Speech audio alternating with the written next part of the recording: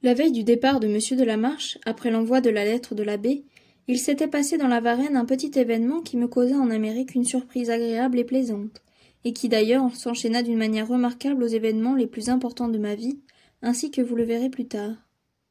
Quoiqu'assez grièvement blessé à la malheureuse affaire de Savannah, j'étais activement occupé en Virginie sous les ordres du général Greene, à rassembler les débris de l'armée de Gates, qui était à mes yeux un héros bien supérieur à son rival heureux Washington. Nous venions d'apprendre le débarquement de l'escadre de M. de Ternay, et la tristesse qui nous avait gagnés à cette époque de revers et de détresse commençait à se dissiper devant l'espoir d'un secours plus considérable que celui qui nous arrivait en effet. Je me promenais dans les bois à peu de distance du camp avec Arthur, et nous profitions de ce moment de répit pour nous entretenir enfin d'autre chose que de Cornwallis et de l'infâme Arnold. Longtemps affligés par le spectacle des maux de la nation américaine, par la crainte de voir l'injustice et la cupidité triompher de la cause des peuples, nous nous abandonnions à une douce gaieté. Lorsque j'avais une heure de loisir, j'oubliais mes rudes travaux pour me réfugier dans l'oasis de mes pensées, dans la famille de Sainte-Sévère. Selon ma coutume, à ces heures-là, je racontais au complaisant Arthur quelques scènes bouffonnes de mes débuts dans la vie au sortir de la Roche-Mauprat. Je lui décrivais tantôt ma première toilette, tantôt le mépris et l'horreur de mademoiselle Leblanc pour ma personne, et ses recommandations à son ami Saint-Jean de ne jamais approcher de moi à la portée du bras. Je ne sais comment, au milieu de ces amusantes figures, celle du solennel Hidalgo Marcas se présenta à mon imagination. Et je me mis à faire la peinture fidèle et détaillée de l'habillement, de la démarche et de la conversation de cet énigmatique personnage. Ce n'était pas que Marcas fût réellement aussi comique qu'il m'apparaissait à travers ma fantaisie, mais à 20 ans, un homme n'est qu'un enfant, surtout lorsqu'il est militaire, qu'il vient d'échapper à de grands périls, et que la conquête de sa propre vie le remplit d'un orgueil insouciant. Arthur riait de tout son cœur en m'écoutant, et m'assurait qu'il donnait tout son bagage de naturaliste pour un animal aussi curieux que celui dont je lui faisais la description. Le plaisir qu'il trouvait à partager mes enfantillages, me donnant de la verve, je ne sais si j'aurais pu résister au désir de charger un peu mon modèle, lorsque tout à coup, au détour du chemin, nous nous trouvâmes en présence d'un homme de haute taille, pauvrement vêtu, pitoyablement décharné, lequel marchait à nous d'un air grave et pensif, portant à la main une longue épée nue, dont la pointe était pacifiquement baissée jusqu'à terre. Ce personnage ressemblait si fort à celui que je venais de décrire, qu'Arthur, frappé de l'à-propos, fut pris d'un rire inextinguible, et se rangeant de côté pour laisser passer le sosie de Marcas, se jeta sur le gazon au milieu d'une quinte de toux convulsive. Quant à moi, je ne riais point, car rien de ce qui semble surnaturel ne manque de frapper vivement l'homme le plus habitué au danger. La jambe en avant, l'œil fixe, le bras étendu, nous nous approchions l'un vers l'autre, moi et lui, non pas l'ombre de Marcas, mais la personne respectable, en chair et en os, de l'Hidalgo preneur de taupes. Pétrifié de surprise, lorsque je vis ce que je prenais pour un spectre porter lentement la main à la cante de son chapeau et le soulever sans perdre une ligne de sa taille, je reculai de 3 pas, et cette émotion qu'Arthur prit pour une facétie de ma part augmenta sa gaieté. Le chasseur de belettes n'en fut aucunement ému. Peut-être pensa-t-il, dans son calme judicieux, que c'était la manière d'aborder les gens sur l'autre rive de l'océan. Mais la gaieté d'Arthur faillit redevenir contagieuse lorsque Marcas me dit avec un faible incomparable « Il y a longtemps, monsieur Bernard, que j'ai l'honneur de vous chercher. » « Il y a longtemps, en effet, mon bon Marcas, répondis-je en serrant gaiement la main de cet ancien ami, mais dis-moi par quel pouvoir inouï j'ai eu le bonheur de t'attirer jusqu'ici. Autrefois tu passais pour sorcier, le serais-je devenu aussi sans m'en douter ? Je vous dirai tout cela, mon cher général, répondit Marcas, que mon uniforme de capitaine éblouissait apparemment. Veuillez me permettre d'aller avec vous, et je vous dirai bien des choses, bien des choses. En entendant Marcas répéter son dernier mot d'une voix affaiblie et comme se faisant écho à lui-même, manie qu'un instant auparavant j'étais en train de contrefaire, Arthur se remit à rire. Marcas se retourna vers lui, et l'ayant regardé fixement, le salua avec une gravité imperturbable. Arthur, reprenant tout à coup son sérieux, se leva et lui rendit son salut jusqu'à terre avec une dignité comique. Nous retournâmes ensemble au camp. Chemin faisant, Marcas me raconta son histoire dans ce style bref qui, forçant l'auditeur à 1000 questions, fatigantes, loin de simplifier le discours, le compliquait extraordinairement.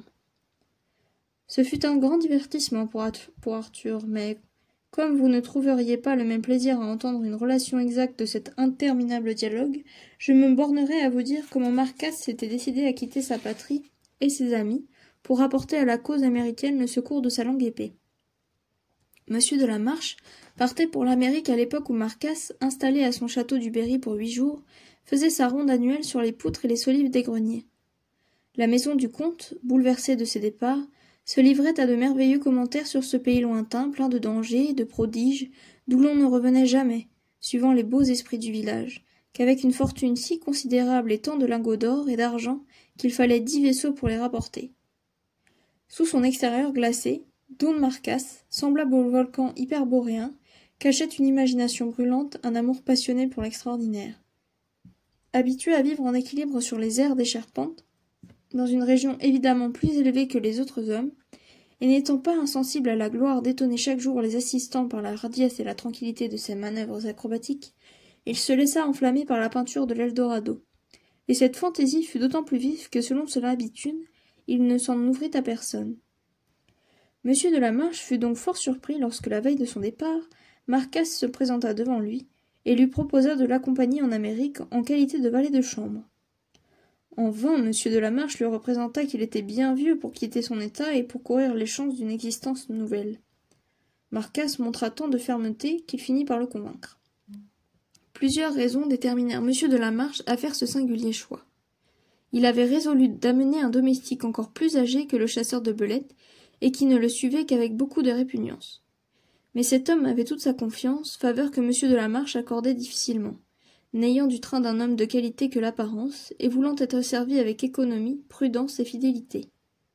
Il connaissait Marcasse pour un homme scrupuleusement honnête, et même singulièrement désintéressé, car il y avait du Don Quichotte dans l'âme de Marcasse, tout aussi bien que dans sa personne. Il avait trouvé dans une ruine une sorte de trésor, c'est-à-dire un pot de grès renfermant une somme de 10 000 francs environ, en vieille monnaie d'or et d'argent, et non seulement il l'avait remis au possesseur de la ruine, qu'il aurait pu tromper à son aise, mais encore il avait refusé une récompense, disant avec emphase, dans son jargon abréviatif, que l'honnêteté mourrait se vendant. La frugalité de Marcasse, sa discrétion, sa ponctualité, devaient en faire un homme précieux s'il pouvait s'habituer à mettre ses qualités au service d'autrui. Il y avait seulement à craindre qu'il ne pût s'habituer à la perte de son indépendance, mais avant que l'escadre de M. de Ternay mînt à la voile, M. de la Marche pensa qu'il aurait le temps de faire une preuve suffisante de son nouvel écuyer.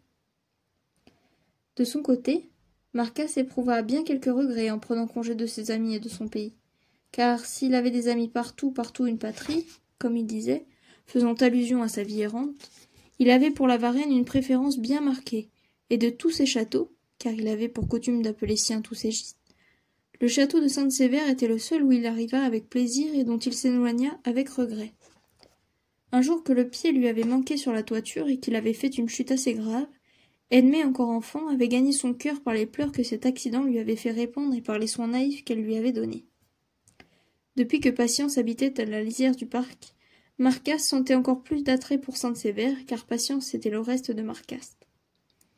Marcasse ne comprenait pas toujours Patience, mais Patience était le seul qui comprit parfaitement Marcasse, et qui sut tout ce qu'il y avait d'honnêteté chevaleresque et de bravoures exaltées sous cette bizarre enveloppe.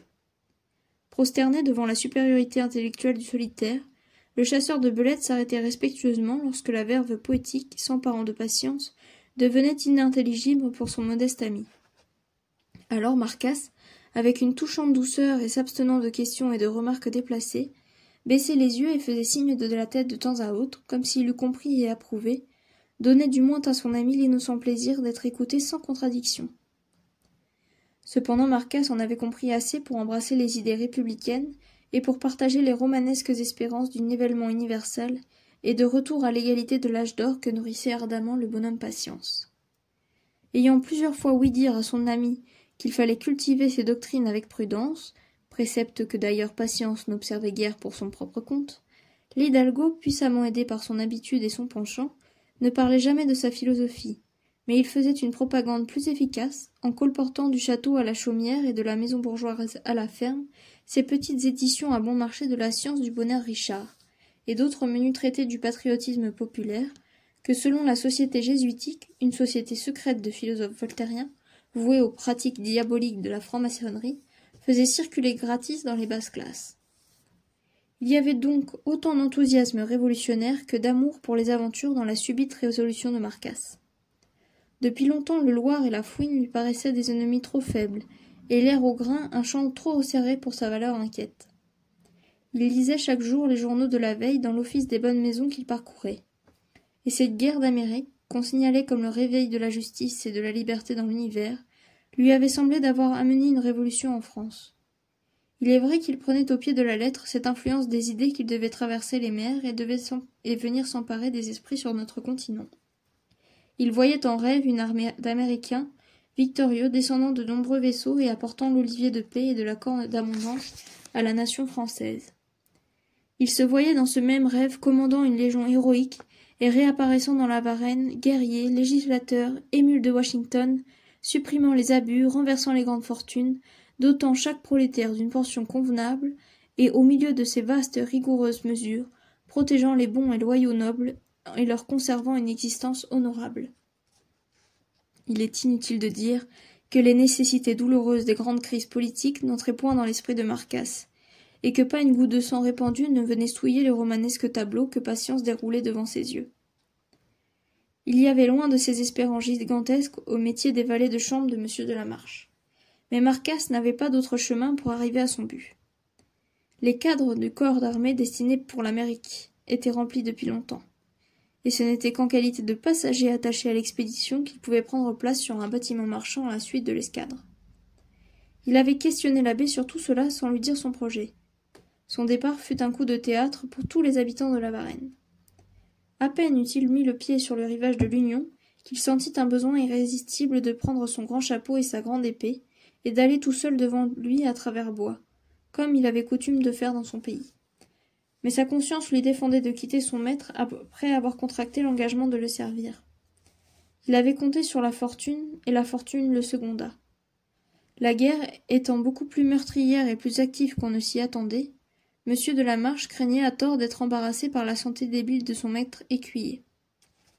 Pressentant d'ailleurs son désir de liberté, il lui offrit une somme d'argent et des lettres de recommandation pour qu'il pût se joindre comme volontaire aux troupes américaines.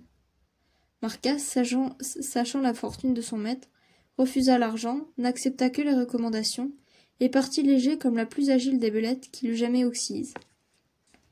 Son intention était de se rendre à Philadelphie, mais un hasard inutile à raconter lui ayant fait savoir que j'étais dans le sud, comptant avec raison de trouver en moi un conseil et un appui, il était venu me rejoindre, seul, à pied, à travers des contrées inconnues, presque désertes et souvent pleines de périls de toute espèce. Son habit seul avait souffert, sa figure jaune n'avait pas changé de nuance, et il n'était pas plus étonné de sa nouvelle destinée que s'il eût parcouru la distance de Sainte-Sévère à la tour Gazeau. La seule chose insolite que je remarquai en lui fut qu'il se retournait de temps en temps et regardait en arrière, comme s'il eût été tenté d'appeler quelqu'un. Puis aussitôt il souriait et soupirait presque au même instant. Je ne pus résister au désir de lui demander la cause de son inquiétude. « Hélas, répondit-il, habitude ne peut se perdre. Un pauvre chien, un bon chien. Toujours dire « Ici, blaireau, blaireau ici !» J'entends, lui dis-je, blaireau est mort, et vous ne pouvez pas vous habituer à l'idée que vous ne le reverrez plus sur vos traces. Mort, s'écria-t-il avec un geste d'épouvante. Non, Dieu merci. Ami Patience, grand ami. Blaireau heureux, mais triste comme son maître seul. Si Blaireau est chez Patience, dit Arthur, il est heureux en effet, car Patience ne manque de rien. Patience le chérira pour l'amour de vous, et certainement vous reverrez votre digne ami et votre chien fidèle. Marcasse leva les yeux sur la personne qui semblait si bien connaître sa vie, mais s'étant assuré qu'il ne l'avait jamais vue, il prit le parti qu'il avait coutume de prendre quand il ne comprenait pas. Il souleva son chapeau et salua respectueusement.